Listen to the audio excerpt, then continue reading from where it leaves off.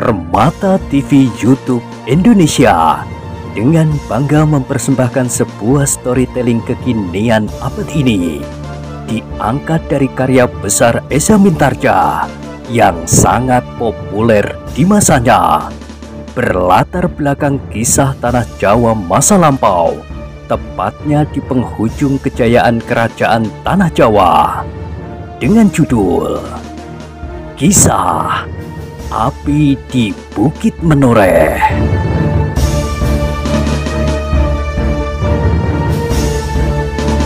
Pada kesempatan yang sangat baik ini, kita masuk pada episode yang ke-413. Selamat menikmati.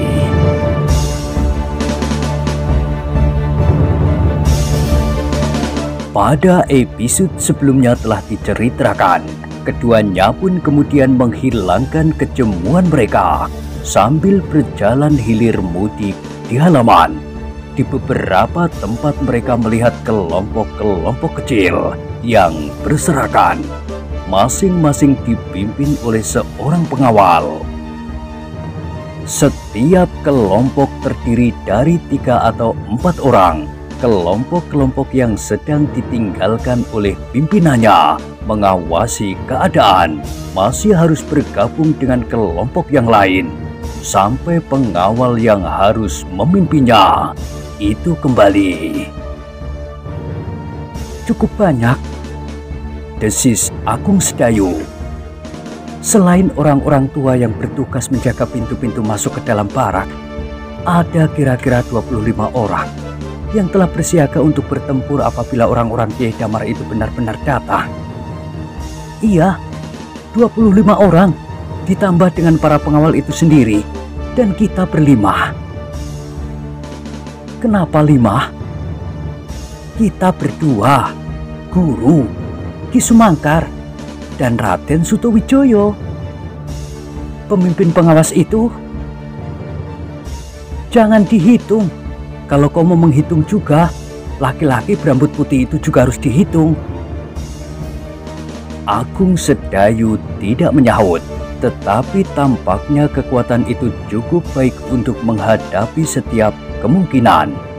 Namun tidak ada seorang pun yang tahu berapa jumlah sebenarnya dari kekuatan Kiai Damar dan Kiai Telapak Jalak.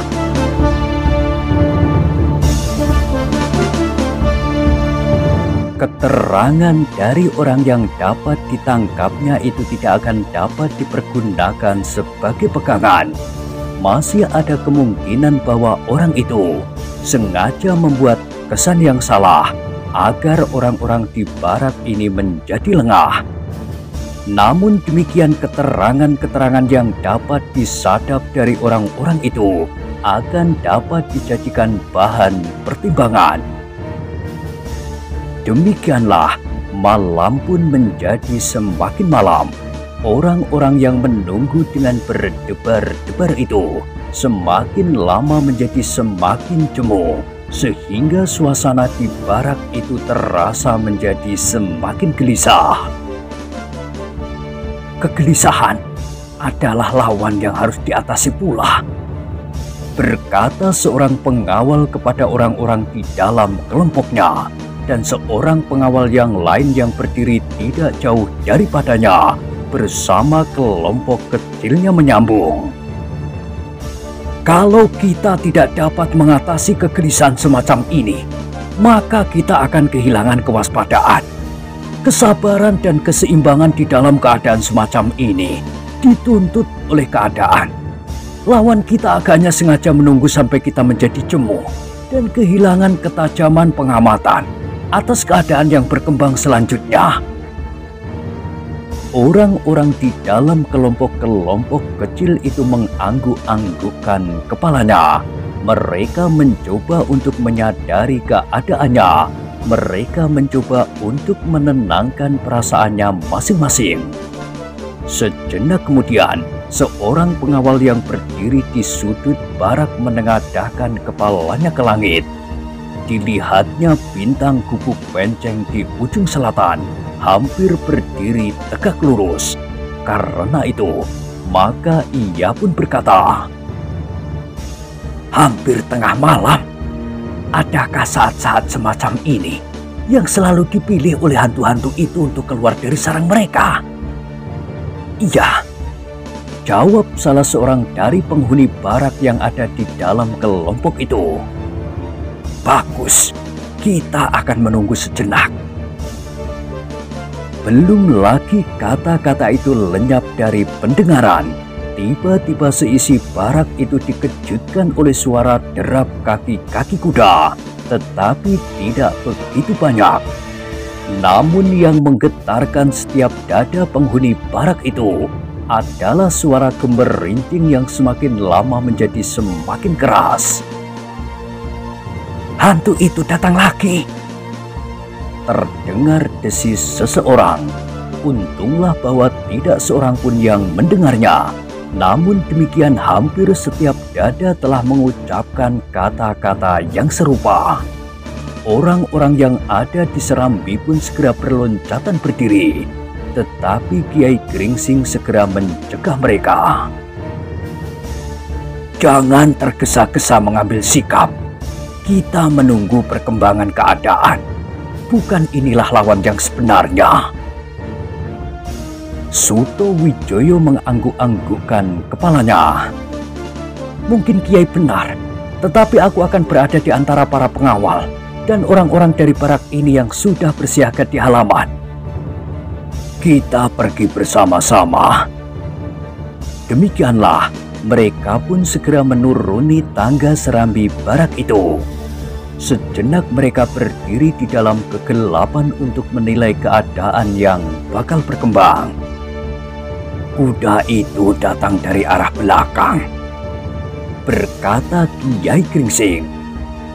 "Mereka masih ingin mempengaruhi perasaan kita dengan cara yang sudah sekian lama dipergunakannya." Suto Wijoyo mengangguk-anggukkan kepalanya. Ia sependapat dengan Kiai Gringsing. Orang itu masih berusaha mempergunakan sisa-sisa pengaruh yang mereka tanamkan untuk waktu yang lama atas perasaan orang-orang di dalam barak itu. Dan sedikit banyak usaha mereka itu berguna pula. Masih saja ada di antara orang-orang penghuni barak itu yang meremang mendengar bunyi gemerincing yang menggelitik jantung itu. Beberapa orang telah berusaha memerangi perasaan itu dengan nalar.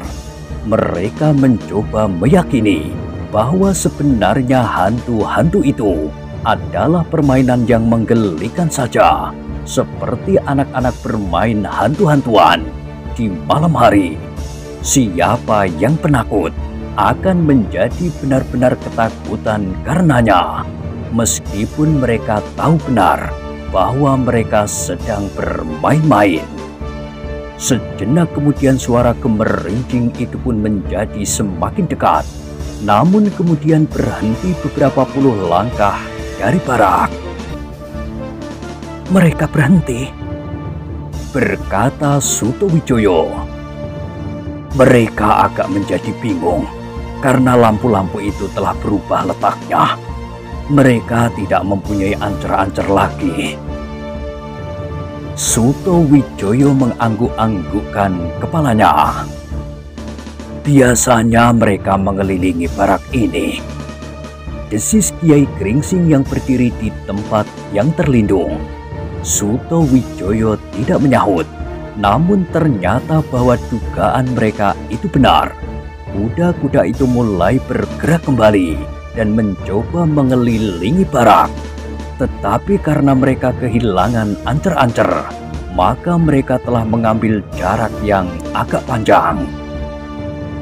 "Mereka berusaha meredupkan gairah keberanian kita di sini," berkata Kiai Gringsing.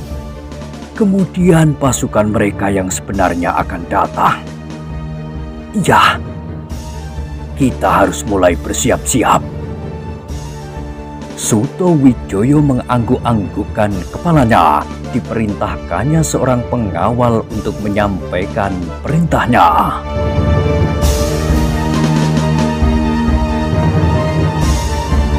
Sejenak kemudian pengawal itu telah mengelilingi halaman itu.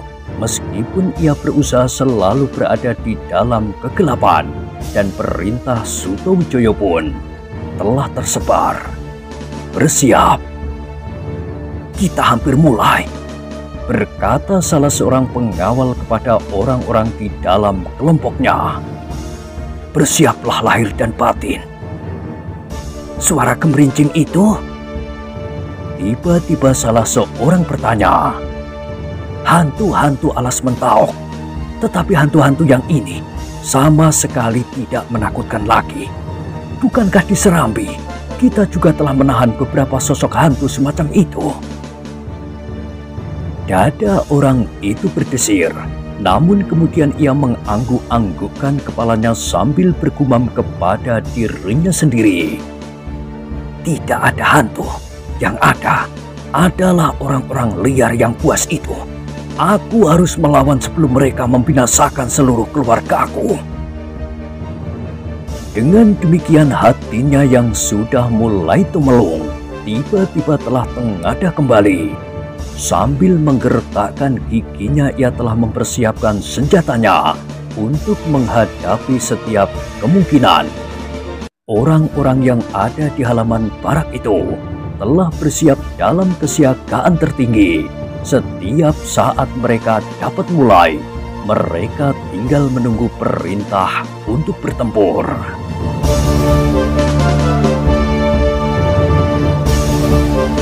Dalam pada itu, suara gemerincing itu pun bergerak perlahan-lahan sekali. Tidak seperti yang biasa mereka lakukan. Rasa-rasanya barak itu sudah berubah. Namun akhirnya mereka menyadari bahwa sebenarnya hanya lampu-lampu sajalah yang berubah letaknya. Barak itu masih tetap berada di tempatnya.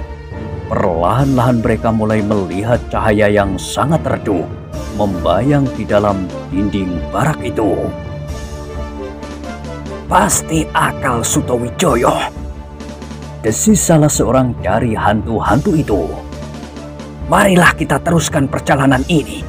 Kita harus berputar 3 kali. Sesudah itu, maka pasukan yang bersembunyi di sekitar barak ini akan segera menyerbu. Putaran kita merupakan aba-aba bagi mereka." Suara gemerincing itu pun kemudian bergerak pula. Mereka telah mengelilingi hampir separuh bagian dari perjalanan mereka. Namun dalam pada itu, salah seorang pengawas yang ada di luar barak itu telah berhasil menyusup kembali masuk ke halaman. Dengan nafas terengah-engah, ia pun berkata, "Aku tidak melepaskan panas Sendaren karena aku mempunyai kesempatan untuk kembali. Mereka sudah bergerak mendekat, tetapi mereka agaknya masih menunggu." Sutowijoyo mengangguk-anggukkan kepalanya, tetapi ia tidak segera mengambil sikap. Sambil memandang ke dalam kegelapan, ia berkata, "Kita akan menunggu mereka. Semua orang di halaman ini sudah bersiaga." Pengawas itu mengangguk-anggukkan kepalanya pula. "Kembalilah ke dalam kelompokmu. Kau tidak usah mendekati lawan lagi. Kita sudah dapat menduga di mana mereka berada."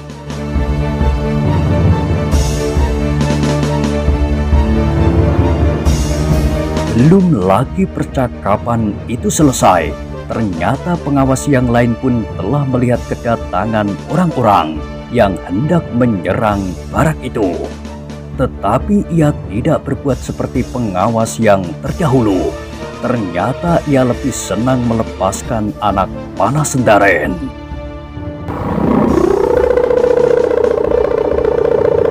Suara Sendaren itu pun berdesing menyobek sepinya malam. Namun demikian suaranya bagaikan gelora yang dahsyat di setiap dada. Baik di dada orang-orang yang menunggu di barak, maupun orang-orang yang sedang mengendap-endap di gerumbul-gerumbul. "Agaknya pengawas dari barak itu telah melihat gerakan kita," desis Kiai Damar yang berdiri di samping Kiai Telapak Jalak. Suara panah sendaren itu pasti suara isyarat bagi mereka. Kiai Telapak Jalak mengerutkan keningnya. Tiba-tiba ia bergumam, "Kenapa orang-orangmu yang berkuda melingkari barak itu sebagai isyarat berjalan terlampau lambat?" "Tidak begitu kebiasaan mereka. Suara gemerincing itu memang seolah-olah tidak bergerak."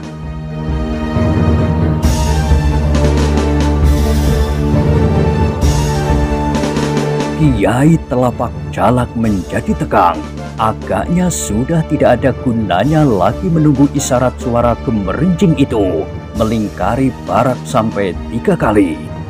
Ia yakin bahwa pengawas-pengawas yang mengawal Sutowijoyo dapat bertindak jauh lebih sempurna dari orang-orang di barak itu.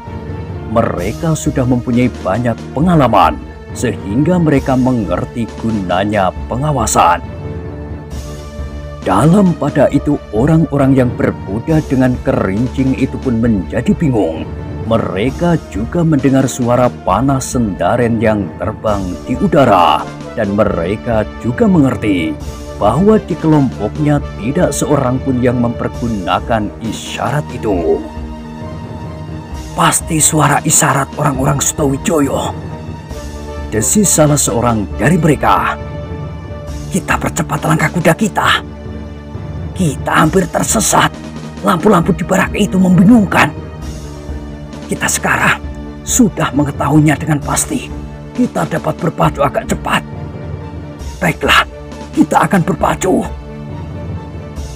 Mereka pun segera mencambuk kuda mereka, sehingga kuda-kuda itu pun segera berloncatan di dalam gelap, menyusup di antara gerumbul-gerumbul yang liar. Namun sekali lagi mereka tidak mengerti bahwa di hadapan barak agak menjorok masuk ke dalam padang perdu, Swandaru dan Agung Sedayu telah merentangkan tali-tali lulung. Sehingga karena itu, maka hampir bersamaan 2 ekor kuda itu telah terjerat. Kuda yang lain menjadi sangat terkejut karenanya, sehingga ketika 2 ekor kuda yang terjerat itu jatuh terjerembab, maka yang lain pun menjadi liar pula karenanya. Namun seperti yang 2 itu, kuda-kuda yang lain pun telah terjerat pula dan berjatuhan tindih-menindih.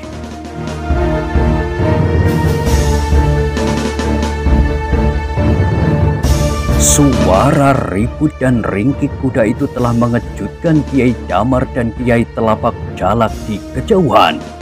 Mereka segera menyadari bahwa telah terjadi sesuatu yang tidak sewajarnya.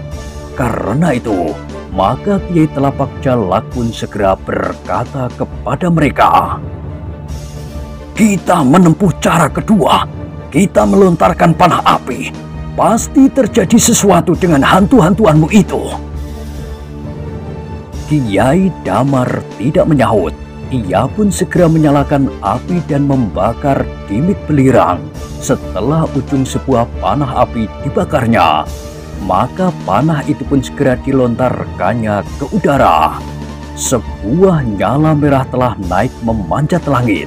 Sinarnya memancar ke segenap arah, sehingga orang Kiai Damar dan Kiai Telapak Jalak pun dapat melihatnya. Karena itu, maka mereka menyadari bahwa telah jatuh perintah bagi mereka untuk menyerang isi barak yang terpencil itu. Seperti banjir bandang, orang-orang itu pun segera berloncatan maju. Sambil berteriak-teriak mengerikan, mereka mengajukan senjata mereka. Sementara Kiai Damar meneriakkan perintahnya pula, "Jangan ada yang tersisa!" Dalam pada itu di halaman barak, Sutowijoyo, Kiai Gringsing dan murid-muridnya serta Ki Sumangkar menyaksikan pula nyala api yang terang di udara.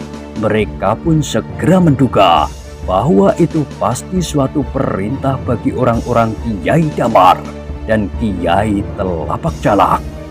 Karena itu, maka Sutowijoyo pun segera meneriakkan perintah kepada para pengawas yang memimpin kelompok-kelompok kecil.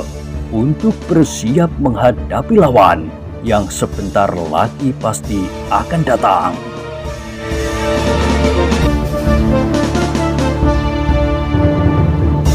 Para pengawal yang bertugas mengawasi keadaan pun telah bermunculan masuk kembali ke halaman. Mereka segera berlari-lari ke kelompoknya dan langsung membawa mereka ke pagar halaman. Kita menyambut mereka. Kita tidak akan menunggu. Kita harus menyongsong mereka, berkata para pengawal. Kelompok-kelompok kecil itu pun kemudian berloncatan dengan senjata terhunus.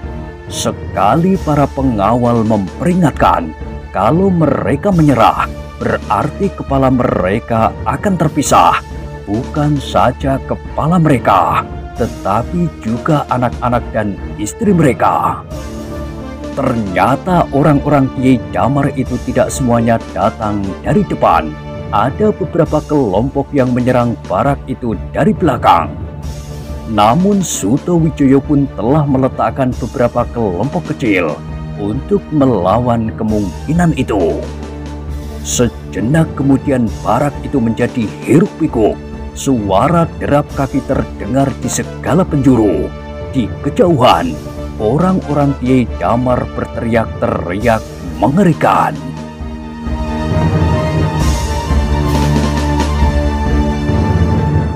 Suto Wijoyo masih berdiri tegak di halaman. Ia harus menguasai seluruh medan. Karena itu, maka katanya kepada Agung Sedayu dan Suwandaru, tinggallah di sini. Awasilah bagian belakang dari barak ini. Kalau jumlah mereka ternyata terlampau banyak, maka kau berdua harus ikut campur pula. Aku bersama gurumu dan Ki Sumangkar akan menyongsong mereka.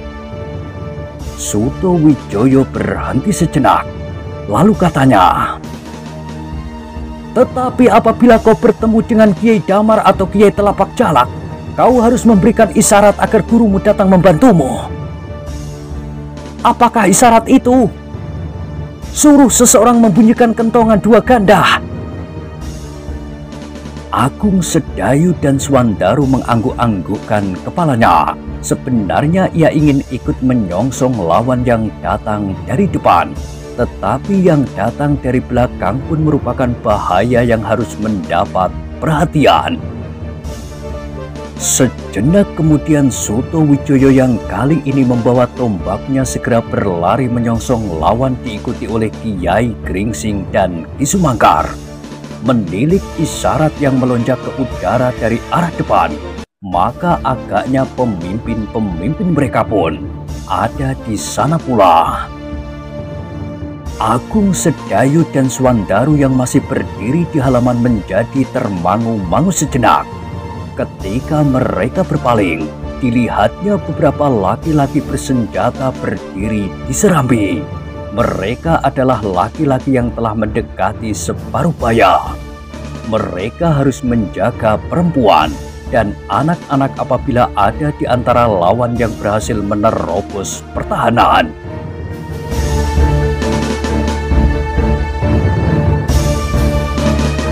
Ternyata bahwa mereka pun telah berbuat sebaik-baiknya. Mereka tidak saja berdiri di muka pintu, tetapi dalam kelompok-kelompok kecil mereka berdiri di sudut-sudut barak, 4 atau 5 orang. Beberapa di antara mereka benar-benar berdiri di muka pintu, sedang yang lebih tua lagi dari mereka berada di dalam barak. Tetapi yang ada di dalam barak itu pun telah mempersenjatai diri mereka bersama anak-anak tanggung. Pertahanan yang berlapis-lapis ini agaknya cukup baik, berkata Agung Sedayu. Lalu katanya, marilah kita melihat di bagian belakang dari barak ini. Suwandaru mengangguk-anggukkan kepalanya. Keduanya pun kemudian berjalan tergesa-gesa ke bagian belakang dari barak itu. Karena dari arah itu pun beberapa orang musuh agaknya berusaha menembus pertahanan para pengawal yang memimpin beberapa orang dari barak itu. Tetapi pertahanan di bagian belakang itu tidak begitu kuat dibandingkan dengan jumlah orang-orang yang ada di bagian depan dan samping sebelah menyebelah. Belum lagi keduanya sampai di halaman belakang, mereka terkejut ketika mereka melihat dua orang yang berlari-larian langsung menuju ke barak dengan senjata terhunus. Menilik sikap dan tandangnya, mereka pasti bukan pengawal Sutowijoyo dan bukan pula orang dari barak itu. Agaknya dua orang lawan telah berhasil menyusup mendekati barak. Ketika Agung Sedayu hampir saja meloncat mengejar, Swandaru berkata, "Kita lihat apa yang akan dikerjakan oleh orang-orang tua itu." "Ah, apakah kita menunggu jatuhnya korban?" "Tidak, kita membayanginya." Keduanya pun kemudian berlari-lari mengikuti orang itu. Agaknya orang itu langsung menuju ke Serambi. Mereka membawa perintah dari pemimpin mereka membunuh setiap orang di dalam barak itu, kalau mungkin menimbulkan keributan, agar perempuan dan anak-anak berteriak-teriak dengan kerasnya dan mempengaruhi perlawanan suami-suami mereka. Tetapi kedua orang itu terkejut. Ternyata masih ada beberapa orang laki-laki di Serambi, meskipun laki-laki yang sudah agak lanjut usia. Karena itu, keduanya pun segera berhenti mempersiapkan diri menghadapi kemungkinan yang tidak terduga-duga itu. 4 orang laki-laki telah mendekati keduanya. Bahkan masih ada 3 orang laki dari sudut Serambi itu. 7 orang. Kedua orang itu menjadi termangu-mangu sejenak. Namun mereka sadar bahwa 7 orang itu bukanlah pengawal-pengawal yang sudah mapan mempergunakan senjata.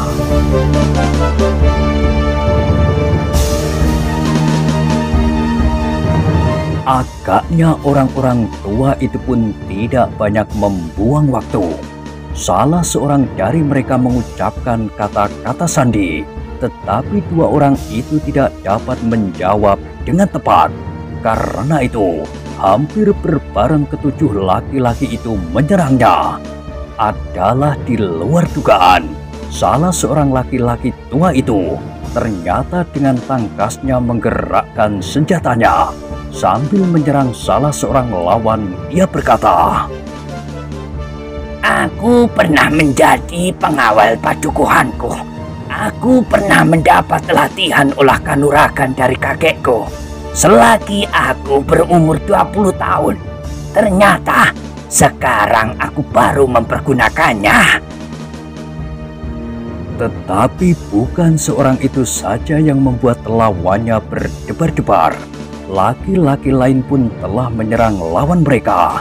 Yang lain sambil berkata, "Aku pernah mengikuti pendadaran menjadi seorang prajurit ketika aku masih muda." Namun demikian, ternyata mereka tidak setangkas lawan-lawannya. Hampir saja senjata lawan-lawan mereka langsung menembus tubuh mereka. Untunglah bahwa mereka berjumlah 7 orang seluruhnya, sehingga dengan demikian 2 orang lawan itu pun agaknya harus berjuang mati-matian.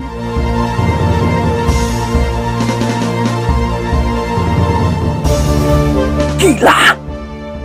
geram salah seorang dari kedua orang yang berhasil menyusup ke halaman itu. "Orang-orang ini benar-benar sudah cuma hidup. Lebih baik kamilah yang mati lebih dahulu daripada perempuan dan anak-anak." "Kalian akan mati, dan perempuan dan anak-anak itu pun akan mati pula." "Jangan membual." Ternyata meskipun ke-7 orang itu sudah hampir sampai ke pertengahan abad, namun tenaga mereka masih hampir utuh. Mereka masih sanggup mengayunkan kapak menebang pohon-pohon raksasa di hutan-hutan. Dan kini mereka pun masih sanggup mengayunkan senjata mereka melawan 2 orang. Tetapi kawan-kawannya yang lain agaknya tidak sampai hati membiarkan ketujuh orang itu berkelahi mati-matian. Yang berada di sudut lain pun segera membagi diri. Mereka berada di sana 4 orang. Yang 2 berkata, "Aku akan membantu mereka. Kau awasi keadaan. Kalau kau melihat ada orang datang, berteriaklah memanggil kami." "Baiklah," jawab yang lain. Yang 2 orang pun segera berlari-lari mendekati medan perkelahian di halaman itu. Bahkan 3 orang anak-anak muda tanggung yang berada di dalam barak itu pun telah keluar pula meskipun ibunya melarangnya. "Jangan, Ger, jangan. Aku hanya akan melihat saja, Ibu."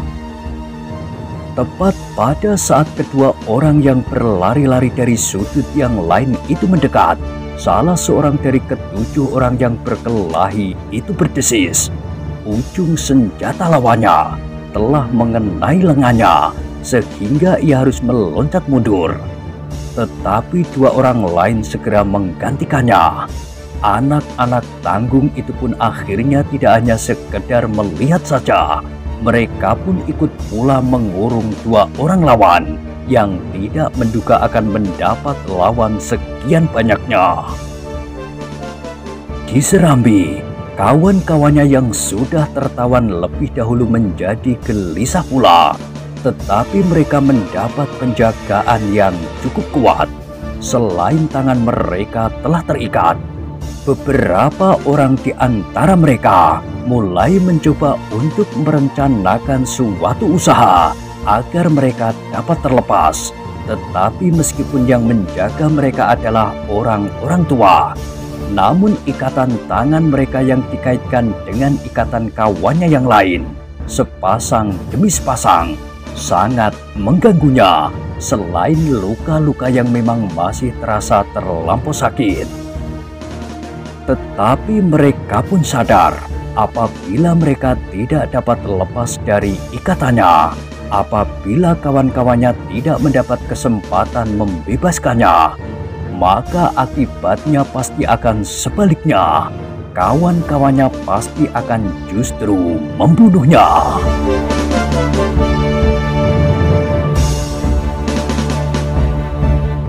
Nah, bagaimanakah kisah selanjutnya? Silahkan ikuti terus kisah Api di Bukit Menoreh pada episode berikutnya.